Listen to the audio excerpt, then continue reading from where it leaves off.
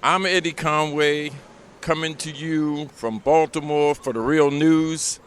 I'm across the street from the CVS that was the scene of the uprising as a result of the death of Freddie Gray. I'm standing here with the 7th District candidate for City Council, Nnamdi Scott, and I want to talk to him about this new situation that has developed with the police department using private surveillance airplanes to surveil us. Could you tell me what you think about that? Yeah, I mean, obviously this is a problem. We are in a city where we've already had the Department of Justice come in, investigate the police department, and found that there's a lot of discrimination, there's a lot of problems with the way the policing happens with black citizens in this city.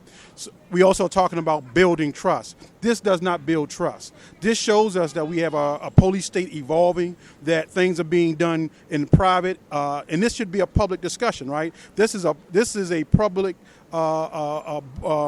official, policy that we should be aware of, as opposed to some secret, privately funded operation that's used to monitor all the people in the city of Baltimore.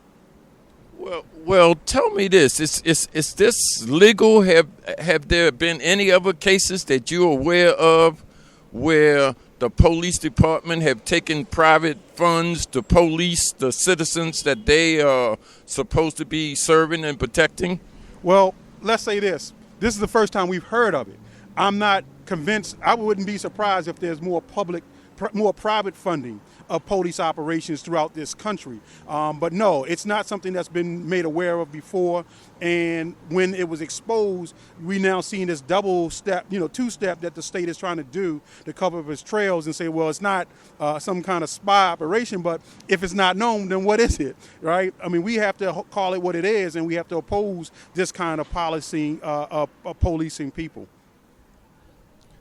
Well, if you should be fortunate enough to win the election and become part of the city council, do you have and your party have any kind of policies in which they will address this? Yeah, so the Ujima People's Progress Party, which I'm a member of, trying to become Maryland's first black-led workers' party, is dealing with the question of community control of police, to be able to have the ability to hire, fire, set policies, to bring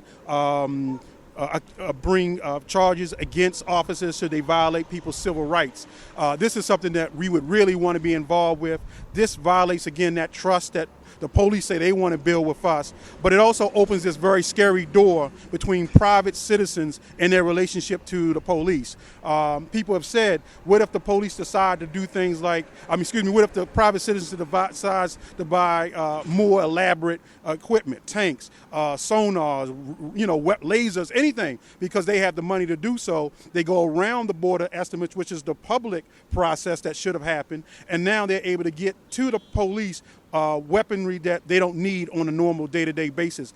This could escalate the kind of damage that our community sees in other places, in other countries, where weapons are used against citizens for devastating effect. So, and I'm not saying that this is obviously that, but the fact is that you would put in a spy plane to watch a 30-square-mile radius, not tell people about it, and then try to cover it up and say it wasn't what people think. It's exactly what we think. It's the police out of control with no accountability to the actual people who run it, which are the citizens of Baltimore.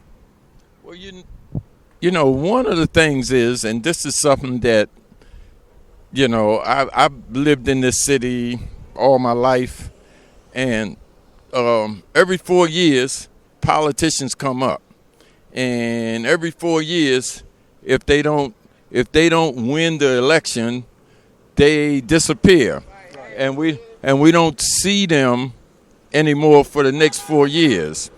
So I guess I'm saying, in your case, in your party, whether you win or lose, what do you intend to do about this new surveillance program you've heard about? Well, the answer that we put forward is unique, is that you have to organize it. No one city councilman is going to change this, right? The opinion of a city councilman, even if he was to oppose it, would not change this.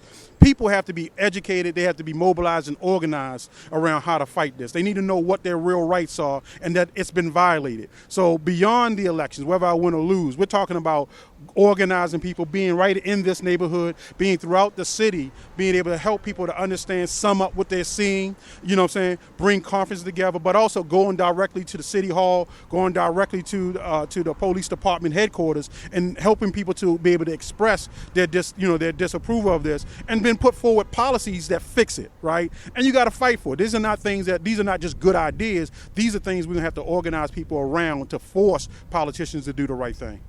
So if I'm hearing you correctly, are you saying you're willing and committed to organizing mass protests, mass demonstrations, and to support whatever policies that might be put in the city council in terms of laws or resolutions? Are you saying you're willing to do that? Exactly. We're willing to do that.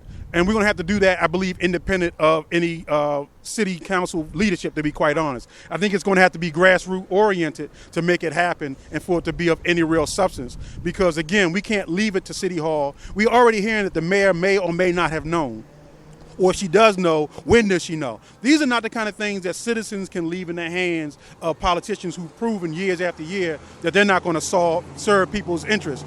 We have to be grassroots organized, and we do have to get out in the streets. And we're going to have to take it there to make them understand that we want these policy changes. Okay, so I hear you saying that. What is happening with your party now? I mean, are you out? I mean, of course, I personally have seen you in the community and signing up people. But what are you doing? What is your party doing now different than any other politician? The person you're running against now is somebody named Pinkett? Yeah, Leon Pinkett. What is your party doing any different than what the Democratic Party do? Right now, we're working in a coalition around the living wage question for the $15 an hour, which the Democrats have spoken. They won't do it, right? City Hall won't do it. It's an all-Democratic city council who decided they will not have a $15 living wage. So we're out, part of a coalition, educating people to do that. We're involved with issues around police brutality as they come up. We don't have the full capacity at this stage to actually wage what we would really like to see, which is a struggle around changing the Citizen Review Board into a real Citizen Review Board, not something that's controlled by the mayor and the state. We also are involved with activities in neighborhoods, things around the gardening and programs of that nature. Like what neighborhoods, say, for instance? Give me an example. Hanlon Park is a perfect example. That's the community I live in, and we're involved with that. Down the street from here, we're involved with programs launching, trying to figure out how to get the land, how to clean up the... Down the street, meaning down Pennsylvania Avenue? Down North Avenue. Okay. So, I mean, and these things are popping up, and the big thing that we're trying to do is connect these folks, right? Because, listen, we're not saying that we're going to fix your problem. That's not how social change happens. People themselves have to be engaged, right? They have to be one to understand that if you want something to change, you're going to have to change it in your neighborhood. I'm not a social worker. That's not what I'm here to do.